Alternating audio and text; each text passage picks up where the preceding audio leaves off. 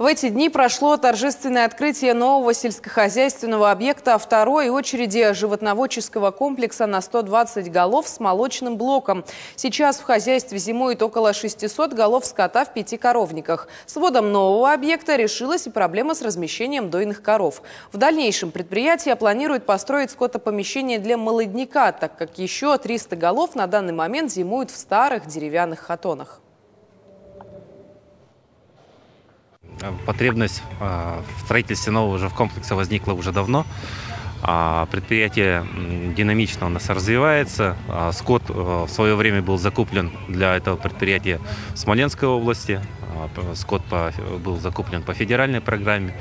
И одновременно с прибытием этого скота возникла потребность в строительстве нового животноводческого комплекса. Потому что, сами понимаете, завозной скот – это совсем другие требования к содержанию. И, как говорится, коровник у нас сегодня наконец-то воплотился. Это была действительно народная стройка.